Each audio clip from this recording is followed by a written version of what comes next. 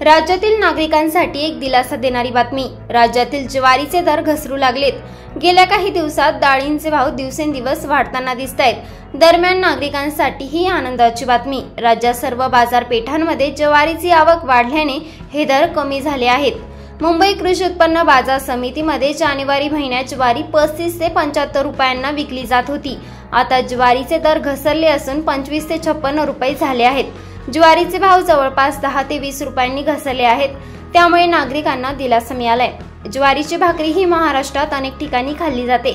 चपातीपेक्षा भाकरी खाणे हे कधीही चांगले असते, परंतु ज्वारीचे दर वाढत असल्याने ग्राहकांना महागाईचा त्रास सहन करावा लागत होता।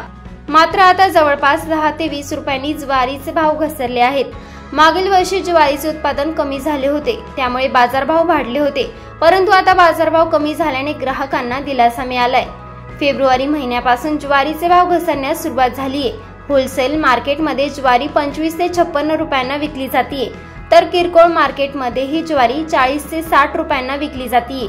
सोलापुरात 33 ते 35 रुपये, धुळ्यात 20 ते 38 रुपये, जळगाव 27 ते 34 रुपये, सांगली 31 ते 34 रुपये, नागपूर 35 ते 38 रुपये, अमरावती 25 ते 28 रुपये, पुणे 38 ते 50 रुपये असे आहेत राज्यातील वेगवेगळ्या भागातील ज्वारीचे दर।